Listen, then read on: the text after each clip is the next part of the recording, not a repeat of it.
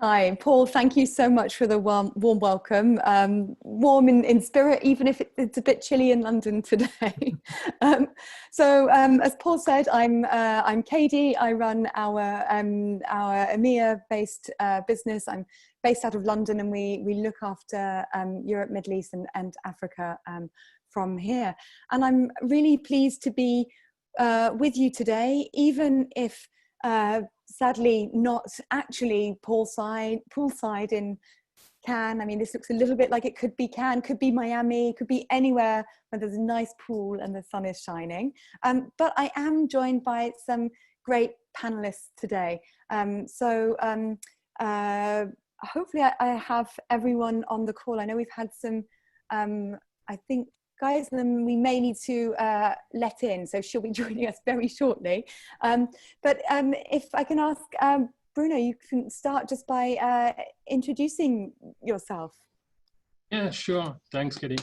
Well, basically, I run a company called the Programmatic company, so everything is look obvious into the name, I guess. Basically, we power the brands and their partners in operating paid media digital strategies on the main DSPs and ad platform in the market. As you can imagine, we have a pretty large acceptation of the word programmatic for sure. And we have developed to do so a platform and a language that help us to manage all the operation for advertiser on main DSPs and ad platform on the market. A language that help us to have consistent operation across all of those platforms and help advertisers to navigate into that complexity. That's it. Welcome, Sylvia. Thank you. Hello. So my name is Sylvia Sparry. I'm the VP of Global Operations and Platforms for Xaxis. Xaxis is an outcome-driven media company. So we're part of the Group M group. And we work to ensure that we're driving business results as part of our programmatic activity on behalf of our advertisers. And so specific to my role, I look after programmatic excellence across all of our operating platforms. And as part of it, I also oversee things like business systems, tech infrastructure, automation, optimization, obviously, and supply path optimization. Amazing, welcome. Thank you for joining. And Gurman? Yeah, hi Cadi, thanks for having me. So I'm Gurman Hundal, co-founder and CEO of MIQ. MIQ's been going for about 10 years and we help clients effectively run their programmatic media activity. We're always working with around 500 clients at any one time across the world, really. We have offices in about 8 countries. But yeah, that's me. Brilliant. And do we have guys there already? Hopefully you can see me. Brilliant. I can hear you, which is the main thing. Okay. Welcome. So I'm here. So hi guys, I'm Geisla de Souza. I'm the VP of Paid Media for Jellyfish. I look after the EMEA and APAC display teams and our paid media operations team, which is a global function. So Jellyfish, we were an agency, but we position ourselves more as a digital partner because we're a Google marketing partner, certified partner, and we do things such as we do the fully managed side of things for paid media, but we also implement the GMP tech stack. So very much in terms of in-housing or fully managed, or even a hybrid of where some are transitioning services in-house, but still need a little bit of help. So that's me, and I've been in this industry for about 20 years now, worryingly. Goes fast, doesn't it? Actually, Geisla, maybe just based on that intro, maybe you can start. And that my first question is really around with programmatic advertising. You know, there's so much focus now on increased control and transparency. How is that impacting your business model? You touched on some of the changes. You know, you've moved from that agency model. Yeah, so since I've been in Jellyfish for the past sort of 3 years, and also probably in my previous role as well at Audience Science, there's definitely been a drive towards transparency. So, and I think that was one of the reasons, actually, you know, talking candidly on here, which is why I joined Jellyfish actually from Audience Science. Audience Science was all about transparency, and they were the DMP and DSP for Procter & Gamble. So so they pretty much drove a lot of our technology, and they wanted to understand all the fees, and they drove a lot around the actual media acquisition. And that's what's great about Jellyfish in terms of, yes, we do have a fully managed product, but we're very transparent about everything that a client has to pay for. So they understand all of the fees, they understand all of the costs to actually run everything. So, and being certified on the Google Marketing stack, it's one of their things in terms of they like the people that they're working with to be transparent about everything that that you're providing.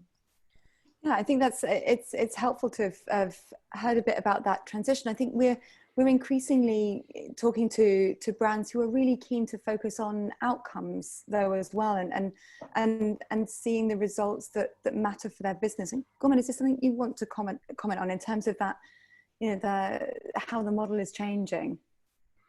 Yeah, I think there's always a point around, is it about profit, only been about value, and the value is getting the outcome that the marketers want. I think and I don't think that's changed for many years, actually. I think that's been very consistent for a long time. Even more so now, the outcomes, I think, are going beyond just media metrics a lot of the time for a lot of clients. And I think if you link it back to your earlier point around transparency, I think there's more, the question more is, what's the money flow? If you get me the outcome, I don't mind how much money you might have made. I just want to understand the money flow, so I know where the value is coming from to get me that outcome. I think that's really the key thing clients are after or trying to understand and want to be educated.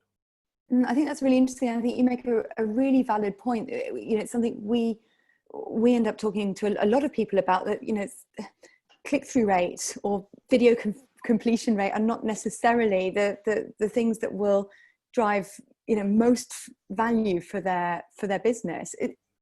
Sylvia, you were nodding a lot through that. You increase, like, how customers asking you about sort of non-media metrics? Yes, 100%, because very often the media metrics, you know, don't correlate to business success. I mean, a click-through rate is more of an indicator of, you know, how alluring the creative might be, but it doesn't really help the advertiser to reach their business goals. So therefore, it's really important that we understand how they measure business success and how we can find different proxies, different things that we can optimize our campaigns to, essentially, that help us bring that optimization to their business results to kind of a more real-time status. Yeah, so it's all about getting inputs not just from the DSPs, but also from the advertisers' data signals themselves, being able to integrate other things like stock market values or weather signals, and then to combine all of these metrics into one outcome composite metric that expresses that business result as closely as possible. I feel like that's something that's really changed a lot, you know, a lot over the last few years. Bruno, is this something that your customers are asking about? Yeah, I can only definitively, can you hear me? Yeah, that's fine. Can only echo what Sylvia just said. The challenge here is to find the good metrics that will help advertisers to know if their business is going good or not. Media is only kind of way or mean in order to achieve those goals. So we figure out that one of the main challenge that we had in well-operating media buying was to really understand what advertisers tend to do. And we had to develop a specific brief console in order that we can match the media goals and the business goals. If you do not that, in fact, you are not going to really serve what the advertiser wants. And that's where we try to change the way media is operated today, in a way. And to get more onto the transparency issue, yeah, we operate in a way that clients can have access to exactly the same data as you can see into the ad platforms. We just structure them in a different way, just in order that they understand much more what are the parameters that really impact the performance, that's it. And to move forward on this one, we also offer them the opportunity to have their own advertiser, their own, sorry, ad accounts or DSP seats. We just enter those numbers into our codes, and our platform is going to work perfectly well with their own ad accounts or DSP seats. What is definitively a change into the market. And I think all of this is sort of happening as programmatic is kind of getting to, you know, the next level. We're kind of coming into kind of programmatic phase 2.0. I think when we're hearing for these different demands and clients and advertisers just getting so much more advanced, both in you know their inner expectations as well as, you know, in how they're hoping to partner. I think I'm really keen to hear a little bit from each of you on how your business is adapting, how you're evolving, and how you use that programmatic technology to innovate for your customers. Who wants to go first? Gurman, do you want to share? Yeah, I'll tell you. Yeah, I mean, look, this is what really excites me actually, is that I'm seeing as consumers consume most media through devices connected to the internet, you're now able to buy media through programmatic means in a different way than you were, say, a few years ago. And I think the most prominent areas are TV, out of home, and audio. And these are traditional offline mediums that, as I said, as users are consuming that content through devices connected to the internet, whether it's live or streamed or on demand, whatever, like we can buy those ads now and have the impact of, say, high impact creativity through TV advertising with all the targeting and measurement and insight capabilities of programmatic. And I just think that is the future now. And interestingly, I've seen the pandemic actually accelerate advertisers' seriousness of that trend, because I think they're now saying that, oh, well, this was happening and maybe we'll do our normal TV stuff, but we'll try this sort of programmatically enabled TV buying. But we've seen like most of our demand over the last 3-4 months has been in these areas actually. That's really interesting. I think who could I call on next? Who'd like to share a bit more about that innovation kind of drive? Sylvia, please. I'll take that one. So I do think that you know, we're heading to a future where everything will be programmatic, because everything will be transacted in an automated fashion due to that connectivity and due to the fact that the platforms surrounding it are just becoming increasingly stronger. And so, you know, to come back to your question on how to innovate within this, it's about having a really good grasp of the kind of tech fundamentals that you have available to build with, and to have a really good understanding on how to utilize artificial intelligence in order to optimize across these platforms and how to optimize within these platforms, and to create that interconnectivity between these systems, so that you're becoming really scaled at bringing data in, that you're becoming really good at then modeling to that data, matching it to advertiser outcomes, and to then automatically push that back out to the system. So those things are important. And I think one area that we've overlooked for a very long period of time within programmatic is the importance of creative and creative messaging. So I think that that's something that we're placing a lot of focus on internally as part of Xaxis Creative Studios. And I think others will probably do the same, because, you know, in a world where, you know, due to the cookies becoming less of an important targeting criteria in the near future, you know, things like creative and media, I think will gain in importance. So those are the things that we really do need to be able to create competitive advantage on for our clients. Yeah, and I think there's some really fascinating in terms of, yes, as everything becomes digital, there's clearly innovation in terms of the formats and the channels. Huge advances in data.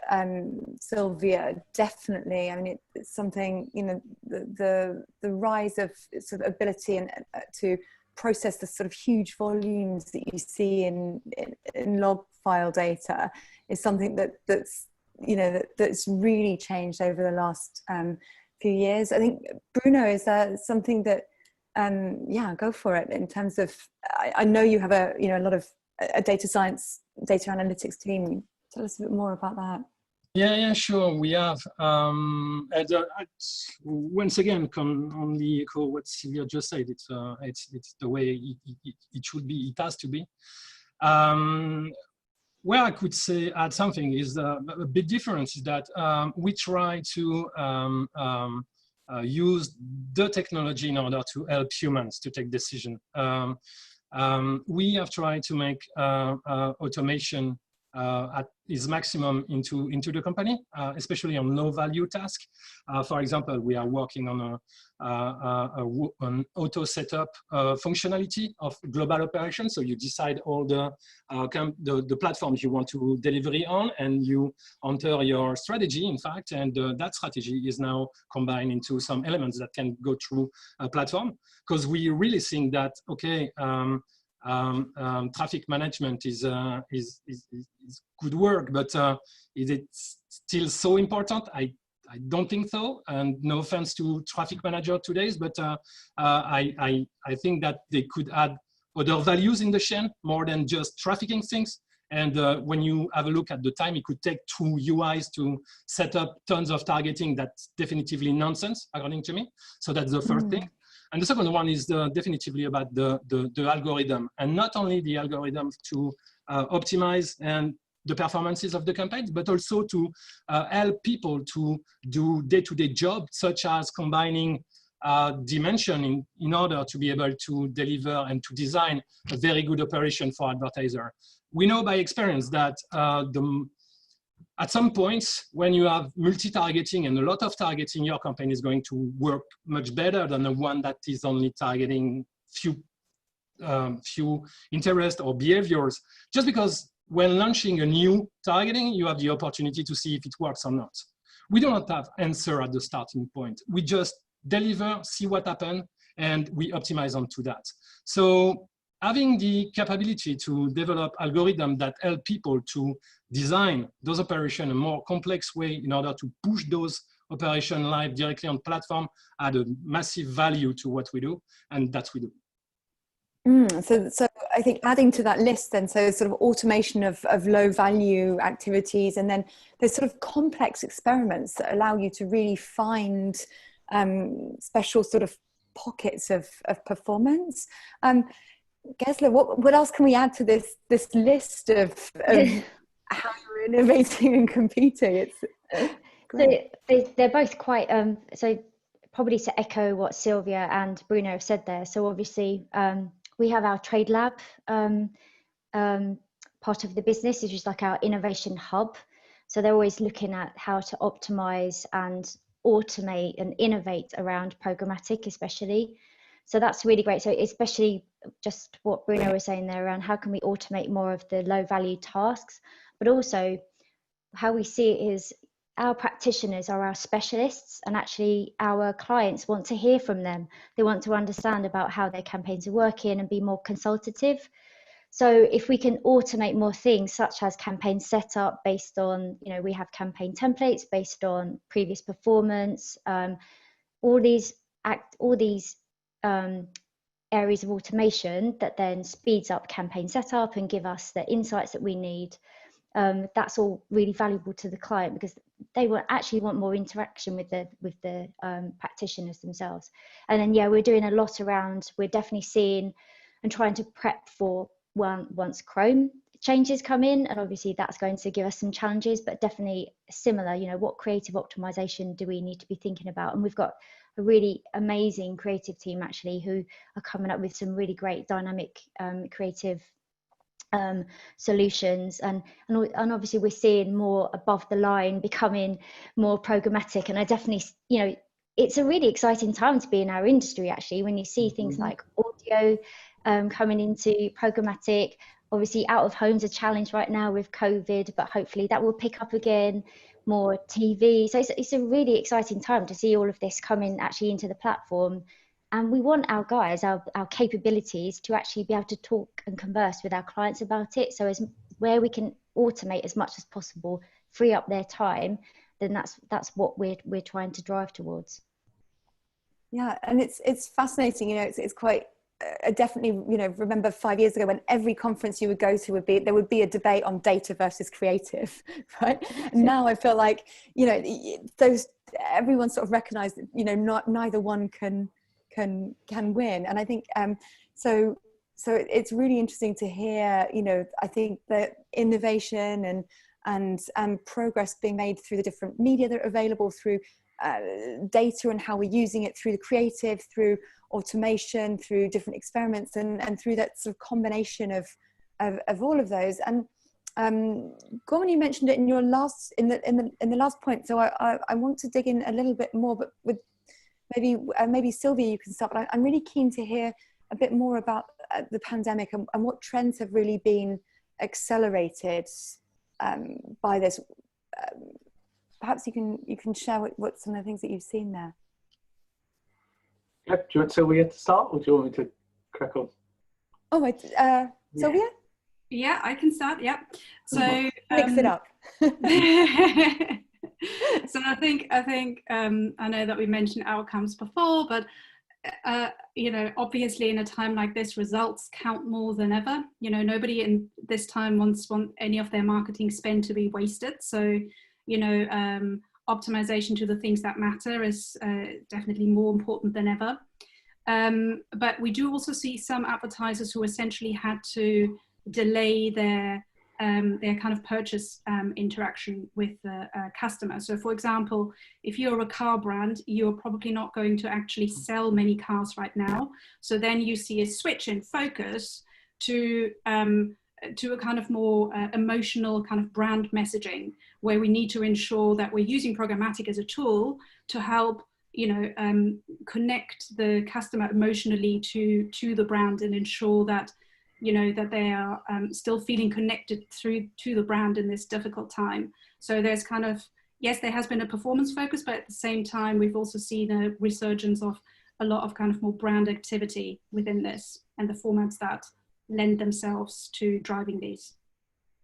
Yeah, and I think, there's been like sort of, I bucket clients into four buckets actually. You've got clients that just ain't going to spend right now because either they're financially impacted or their business is wildly impacted. You've got clients who are just massive, and as Sylvia said, would potentially pivot their campaigns to more brand-led or cause-led marketing. And they're some of the biggest brands in the world we're seeing doing that. Then you've got companies who are like completely pivoting how they engage with customers to a new, more online dialogue, whether that could be like Subway to click and collect, or to companies where we all like Home Depot in the US or someone saying like, you know, click and collect tile engagements and pushing that part of their business and that side. And then you've got companies who are like, oh, like actually the pandemic's almost worked for us. We need to double down now and go and steal market share. And they're kind of going crazy. But the consistency of anyone who's spending, I'm seeing, is that they all want to do programmatic TV. That's what I'm seeing as the biggest trend that's come out from this pandemic, is that they have all, and I class YouTube in that category as well. That is what I think we were all, as a company, always thinking this is a trend that's gonna that we want to latch onto, and our programmatic capabilities are going to offer great solutions for clients in that space. But I'd say, you know, to put numbers to it, the amount of our campaigns that have had a TV component has nearly quadrupled since March, basically. Wow, that's some uplift on it. Bruno, I know this is an area where you've been investing some time. Yeah, for me, and I am trying to moving forward the conversation with Gurman. In fact, the main quality of programmatic that we have seen during that pandemic is flexibility. Definitively, it's the climax of flexibility. I mean, it has been a nightmare. I don't know for the other countries, because I'm not on the other countries right now, but for French advertisers, it has been a nightmare to cancel their TV buying. They had to switch to other content to deliver just because the one that they have were not adapted to the situation. So, but it has been a nightmare. Programmatic offered the flexibility in order to say on-off. except on programmatic guaranteed for sure, but you can say on off. And that's definitively a change for advertisers. They are looking for that comfort because they can adapt their business and their results to what they want to invest in media. And yeah, echoing once again Gurman, there has been some studies from the Internet Advertising Bureau in the US mentioning that a lot of advertisers were moving from TV to CTV, just because I think flexibility is a part of that choice. They understand that they are not going to be stick in the middle with upfront buying that they have, and definitively it makes a very, very big change. Guys, have you also seen sort of brands' perspective change by the pandemic?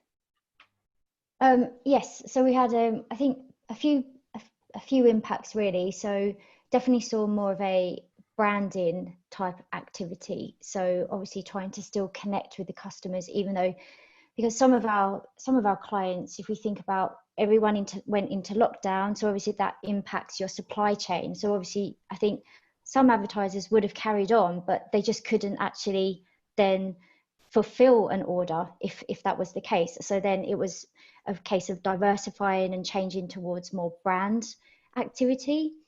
But then there were some who absolutely took advantage of the situation in terms of, if you think about the publishers, CPMs actually dipped massively for a lot of publishers because of the COVID, not wanting to appear next to COVID. So that drove the CPMs down. So there were some of our advertisers actually took advantage of that and actually threw out more spend. So there's definitely a pivot in different ways depending on the type of client you are. And yeah, and now it's all, at the moment, we're just seeing quite a steady kind of base of activity again, but now it's really preparing for when we come out of this. So a lot of talk about streaming and connected TVs. There's definitely been a change in thinking about, well, actually we can buy so much more programmatically and it is flexible. So what can we do and how can we prep for all of that? So yeah, some really interesting behavior. Yeah, definitely. And I think it's, we've been talking to a lot of FMCG brands or CPG brands for people from the States who've really seen, you know, e-commerce accelerate hugely. And I think that also, you know, again, drives further investment in digital channels. I'm keen that we loop back a little bit on something we talked about in terms of the changing. I think most of you mentioned sort of data. I really wanted to just investigate a little bit more the sort of roles of the trader and how that sort of job function is evolving. And I guess if I had to put it, if I asked maybe what the trader tools and techniques you've kind of put in place for success and how that is evolving as the sort of rate of automation increases. Bruno, would you start us off? I mean, you talked about, you know, automation. What are the tools and techniques that your traders are now doing? Yeah, sure. Well, the first thing is not dedicated to trader, but what you have to put in place in order that trader can do the job. The first one is definitively a data workflow. The way that you get the data from the different platforms, you structure it, you help them in order that they have the right option in order to take decision is definitively key. And you have to develop query tool to access data and validate intuition of traders. As fortunately, or not fortunately, I don't know, not everything is always managed by algorithm, or not yet, I don't know. But yeah, human always still take a great part into the success of a campaign, and we encourage that. But if they do not have access to the data in order to take decision, it's not going to work at all, as simple as it is. So yeah, the main technique is definitively access to the data and help data scientists have access to data, and that's not their job. A lot of companies are, in a way, not clear on to what data science are doing and data engineers doing, and they ask sometimes data scientists to be data architect, and that's not working. You really have to be clear on what you want to have in store and what you can give in terms of content to specific people in order that they can take decision. And definitively, data flow is one of the most important, just because if you have the right structure where people can see the data from different angles, such as breakdown or that kind of stuff. Fortunately, on some platforms, we have the raw data, so it's much more easy to manage. Will not mention Beeswax here, see what I mean. But definitely, yeah, they spend their life in trying to understand the data and adapt the strategies of the campaigns based on that. As simple as it is. Geisla, how about you? I mean, I know you still have a trading team at Jellyfish. Yep. So I think we see it slightly different. We kind of, there's two strengths of the team, if you like. So we have very much if we think about the tech stack and implementation of the tech stack, we have people who are really strong in being able to work with a client and actually look at the GMP tech stack and be able to say, okay, analytics, search, campaign manager, DV360, this is how they will all work together, and then support a client through that. And then we do still have practitioners who manage fully managed campaigns. So, but it's quite, for us, it's slightly different in terms of, I suppose we think of paid media, we are paid media, we are an overall team. So we work very much with the data and planning team around what will work well for that client and what's the strategy. It then comes into essentially what's our traders, so across our channels, so search, social and display.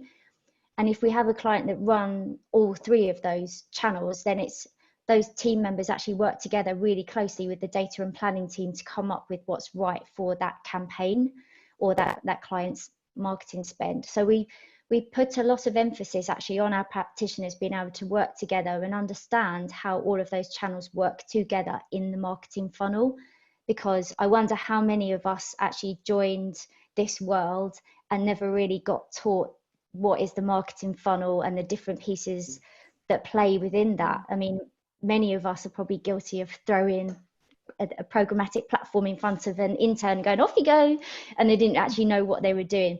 So it's really nice to actually have that full team working together to say, okay, here's the data, here's the theory, and here are the practitioners who are actually going to pull it all together. And then, yeah, we really encourage our guys to understand how to interpret the data, but we do have obviously data scientists as part of that team who, you know, they are the piece that brings it all together, and they are very much part of any review with a client. They're in the data and they're helping us with the strategy and explaining to a client what's worked well, what's not worked well, what should we do for the future. Yeah, so that combination of human collaboration, human intervention, as well as the data. Gurman, I'm really keen to hear from you on this one as well, in terms of that you know, that rise of automation, but you know what the humans are still doing. Yeah. I think the trader's role for a marketer is massively understated, because the ultimate person who makes the decisions on really how to spend the money is the trader, really. And that's the primary role of a trader, is to make decisions every day, really, about how to spend and optimize a client's campaign spend. And I think that what you need to do to power traders is give them insight and information and tools in a very automated way. And really, when we talk about AI, machine learning, data science in programmatic, it's not more about just optimizing a bid or an algorithm optimizing. It's more around how are you automating setup time, how are you automating reporting back to clients, how are you basically freeing up as much time as possible so the trader can have access to data and make an informed decision about how to buy that media, and ultimately they make that decision, not the machines don't make. The machines might automate a part of the process, but really the trader is I don't know, maybe it's an extremist view, but I think the trader does make quite a significant decision of how a client's budget. No, I love it. I started out trading, so I'm 100% with you. Like, these people are, they're the people moving the machine, right? Yeah. It's important. Yeah. Sylvia, is that Yeah, I agree broadly with what everybody said. It's really important to provide traders with a really solid workbench, essentially. So, I think, it's important to, just make a central effort. And we're doing that at Group M level, actually, not even at Xaxis level, to bring all of the data into the same place and to ensure that the logs and all of the aggregates, that all of this data is accessible. And then also to consolidate our best practice approaches, because we haven't really spoken that much about, best practice, which is incredibly important because, to operate on all of these different platforms to expert level within a 3 months onboarding period is a really big ask for anybody who comes new to our industry. So, we've worked very closely with our Group M services colleagues in order to consolidate all of our programmatic best practice. We're starting to measure against that as well so that we can see, where traders are adhering to these basic standards and where they're falling behind. But then also, to give them these tools that they can build on themselves, so they themselves can build their own, automation on top of the technical building blocks that we are making available to them, and to get them to own those automation approaches. So that's very much the theory. It's a bit, open source. We provide the platform and they can do the building on top of it. I love that. I really want to probe into that and ask, if they're sharing them between each other, or are they just if someone builds something and they're keeping it to themselves, like, look at my client's performance. Maybe I'll ask those questions offline, because I think, and because I'm really conscious of where we are on time, because I have only got you here for an hour today, and I can see we're already getting questions coming in through the Q&A tool, and I want to make sure we have time to answer the questions from the audience. But let me ask each of you maybe one final question around what the future holds for your business. Like, how and where are we going? Bruno, do you want to start? Yeah, sure. It looks pretty obvious for me, just because it is what I think I've been thinking for now 5-6 years. Programmatic is definitively going to be the norms, as simple as it is. The only traditional media, we do not have the answer already, is the press, and how it's going to be delivered in the future. We don't know if it's still paper. You have some platform in order to buy some press inventories onto, but definitively something that we could call programmatic, what is not. But for the rest, I mean, everything I think it's Gurman or Sylvia or Geisla mentioning audio, it's done. TV, it's done. Theaters, not yet, but it's only delivering video, so I have no doubt that is going to pop. Press is the last one, I think. Okay, so I'll rephrase the question to what's the future of media trading? Bruno, omni-channel, clearly. That's it's a trend that's already it's already becoming reality. Exactly to your point, Geisla. I suppose I think right now it's definitely so much more will become in the biddable platforms.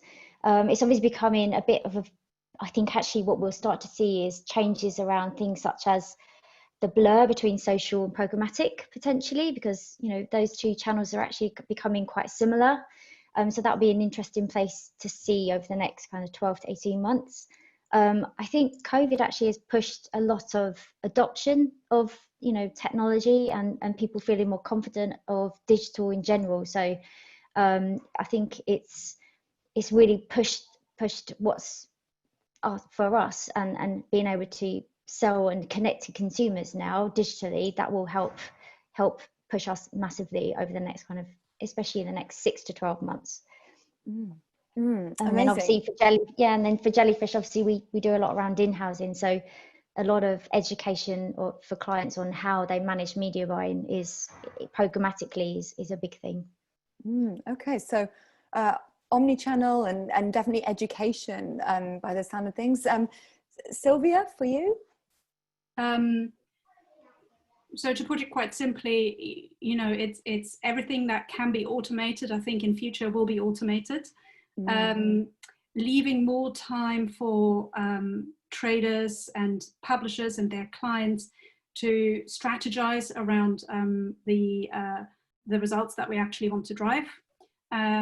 Better data integration across different stacks, hoping that we'll also see this. And for our business in particular, I do feel that, you know, more direct collaboration with the agencies, with our agencies and with our clients. I think somebody touched on this in the past as well, that we, it's really important that our practitioners have the ability to explain what it is that they're doing on their programmatic activity, and that we're working on hypothesis testing frameworks and things like that. So I think we'll see more co-location between our teams and agencies and clients going forward in order to facilitate that more succinctly.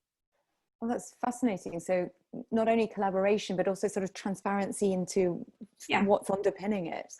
Building joint teams almost, yeah. Yes. And Gurman?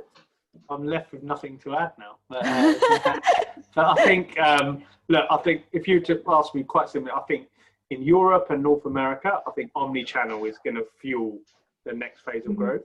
I think Asia is still quite programmatically just a bit nascent. And so I think there's a load of growth to happen in Asia around digital and then programmatic. But I think, as Geisla said, I think education is the key now, because a lot of people still don't get programmatic like we do, because we live and breathe it every day, right? But I think a lot of clients don't. So I think everyone's, one advice of them is take a step back and really the 101, what is programmatic training to marketers and things like that, is going to become even more important than it was 10 years ago, as now everyone's like, I need to actually do this. So I think education is probably like the one thing that everybody does is going to help everybody. Well, that's a perfect segue to come into questions from the audience. So I'm going to see if I can bring them up here. If not, no, I always have to escape from my slides. Excuse me 1 second. Bear with me while we pull up the Q&A. So I've got a few here. I will start with this one, which is specifically for Gurman and Bruno. With increasing social video activity and larger budgets being reserved for influencer marketing, do you see opportunities to leverage influencer networks with tech prowess of the programmatic ecosystems for better customer solutions? And actually anyone can answer that, but it was specifically addressed for both of you. You go, Bruno, if you like. As you want. Yeah, I think. Look, I think there's a barrier to use programmatic in social right now, which is a walled garden barrier. Really, it's in the fact that, you know, to take data out or push data or push the commands into programmatic platforms, it's just not really at any scale allowable at the minute because of the choices of the platform. So I think right now, if you could. And the people who can make that happen are the Facebooks, the Twitters, example like that. But right now, I think the way you buy social and the way you buy programmatic display is very, very similar. There's an element of cross matching you just simply can't do now. Those walls need to be broken down a little bit. You know, Facebook used to have, you know, back in the day, a thing called Facebook Exchange, and you could buy from DSPs and things like that. But I think that would need to come back for you to really deliver better customer solution, as the question said. So down with the wall gardens. Is that what you're saying? Just put a hole in the bricks, you know. Little RTP shaped hole. Yeah. Bruno, would you like to add anything to this? Yeah, sure. And yes, definitely it is the work of the platforms to do that job. And Facebook started, in fact, just because they sent they started an activity called Brand's Collabs Manager. So if I'm right, so you have the opportunity as an influencer to come on the platform, register, and then you will get campaigns as you are an influencer and you are rated by Facebook team. So yeah, it's starting to be a kind of new a network model based on publisher inventory with your own content. So yes, it's happening.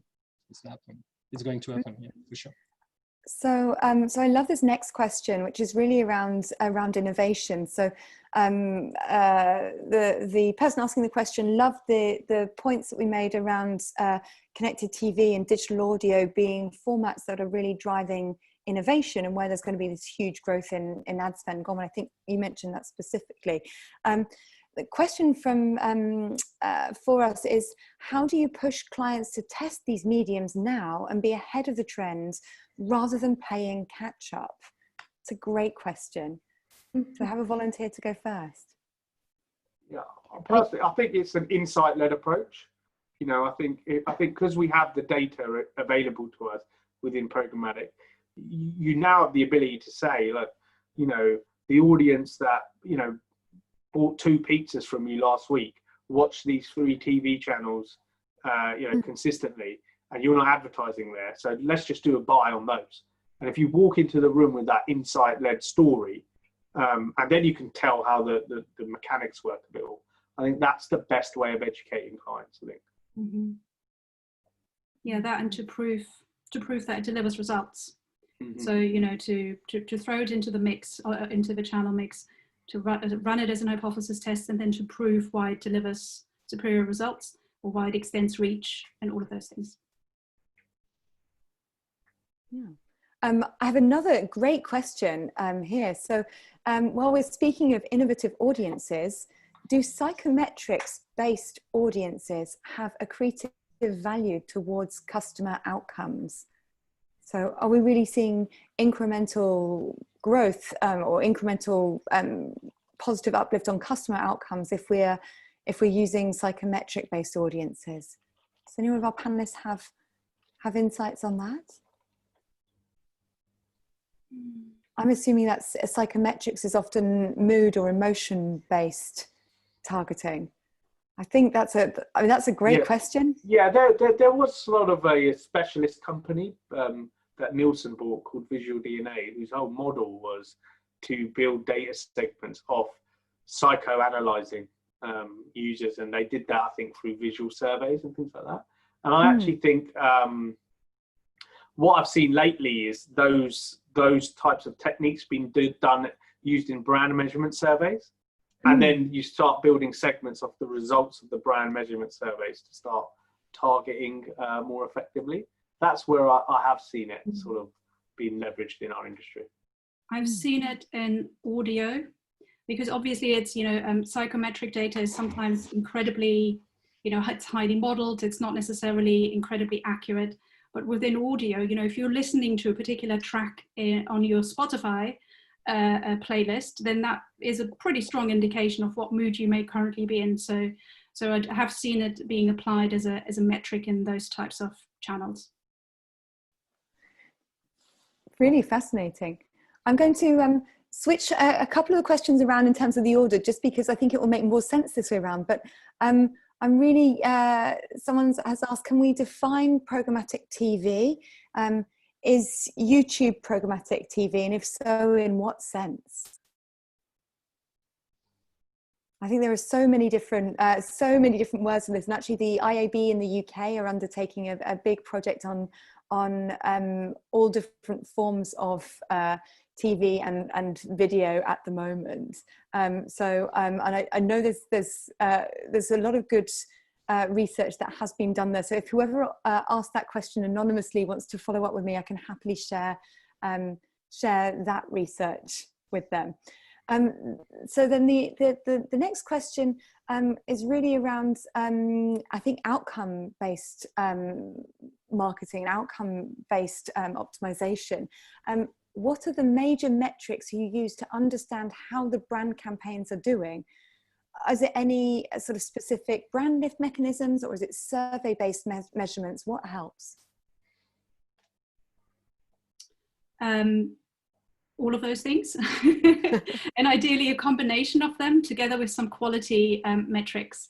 So, you know, within brand optimization, we will often try to combine a lot of the quality metrics the brands care about with, you know, things that indicate whether there's enough engagement with the creative, whether videos are completed, and where we do have the ability to measure things like, you know, in-store footfall or weave in any other kind of offline metrics, we will also do that. Does anyone else want to add to that one, Gurman? Quickly, yeah, we use some. You have some specific brand lift survey metrics that you can use. So far, we are just experimenting because it's very hard to really define where the impact is and what it is. So work in progress, I would say, for us. Good to know. So I've just realised the time. We have just 5 minutes or so left, and still a number of questions to get through. I'm nervous because the next one is a legal one, and so we need to focus on shorter answers. But with the publication of the Competition and Markets Authority's report today, how will impending regulation of programmatic advertising in terms of fee and supply chain transparency impact the industry? I think there may be a ton of different variations on this. Yeah, I think, look, I think really, if you bucket, where does the spend go, right? It goes in media to the publisher where the ad was sold. It goes in tech, which was a platform to facilitate that trade. It will go in data, whatever data you use to inform that buy. And it will go in services, i.e. the company who's doing it for you, how much are they charging? I think it's very common now for companies to ask, well, how much money went in each bucket? And the education is, well, where did the value come from, right? So, you know, there's a lot of value in brand safety, right? Which would you put in the data bucket. So they're like, okay, I get why I have to pay for that because it allows me to access a wide pool of media sources. Similarly in data. So, you know, if I go into TV, if it's like, hey, you need to spend 50% of your budget on data to let you know what users watched on TV, and then we'll find those users on whatever media that we can in a brand safe way, then they'll be like, okay, well, 50% of my spend's gone on data. So personally, I think our industry is going that way, and I think any regulation that comes in is probably just going to get more clients asking questions that nearly all clients are going to ask anyway. So, but I think the real education piece is trying to help marketers understand what really drove the value. How do you link those 4 buckets to the outcome that they wanted? Yes, I'm going to have to interrupt to go to the next question, which is, I think it might be one of my favorite questions of all time, because I think we can actually really help someone here. But how can we, as a small connected TV publisher, become part of buys made by traders who aren't specifically looking for my apps? So how does a publisher get on the radar of the traders within your businesses? Good old-fashioned selling. Yeah. Geisla, please. Yeah, I was just going to say, is contacting media buyers within these organisations and just educating. For us, the first step is educate the media buyer, and then the media buyer works really closely with our planners. And then when we're, hopefully it's there. And then when we're planning campaigns, that would then, if it's relevant, it will be planned into a campaign. Yeah. And I'd also say just ask the buyers what they're looking for, what they're trying to buy on behalf of their clients.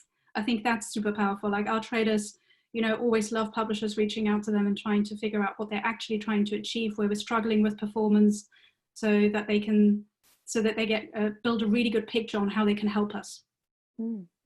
I'm often asked about the role of the SSPs for the publisher here. Is that something as buyers, Bruno, would you expect the SSP to work for that connected TV app publisher and promote them? Not sure to get a question. Could you rephrase it? Oh, so please? it was how, as a small connected TV publisher, how do I become part of the buys by traders who might not be looking for my inventory? You mean the initial question? Yeah. Yes. It's super simple. You just have to understand the goals of the advertiser. In fact, it's just a chain. As soon as you are in the chain and you do something for the chain, you can be in. As simple as it. Get closer to the buy side is the answer from everyone. Yeah, for sure. And just understand what the advertiser want to do with campaigns that the trader is managing. As simple as it is. As Gurman said, it's good old way of selling inventory. As simple as it is. It's not programmatic for this one. Yeah, but I would give the same advice as well to the SSPs. It's like really try to understand what we're trying to achieve. Try to, you know, we've got examples at Group M where we're working, for example, in the US with index exchange, and we're building a, you know, pre-optimized networks, ensuring that, you know, the supply that that's made available to us, you know, really conforms to the things that we're actually looking for from a performance perspective. So all of those things are really powerful. So yes, there is, yeah, everything is automated, but we still need to talk to each other essentially. Brilliant. Well, I love that we've been able to finish on a positive note. Hopefully helping that connected TV publisher. And by the sounds of things, there's demand. So hopefully, if they're reaching out, that should really help. I'm afraid we're out of time now, and so I'd really just love to thank all of the panelists today for sharing your vision. I think we really have a much stronger view now on the future of media trading and what it has in store for all of us.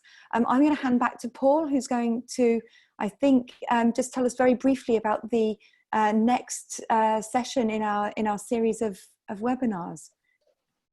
Paul? Yeah, so we do a series called 15 Minutes with Beeswax. So if you'd like to see any of those, we do post them on our website, which I will circulate now to everybody, beeswax.com/events. But we generally dive into a topic that's either relevant to Adtech or to media trading, some of the topics we talked about today, or there's about a feature of the Beeswax platform. So they're really quick, 15-minute little things. I know we all have a lot of Zoom fatigue.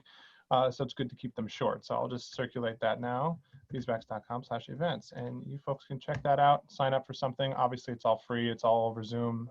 So no reason not to. Thanks again, everyone, for joining us. Thanks, everyone. We'll see you next time. Thanks for attention. Thank you. Bye.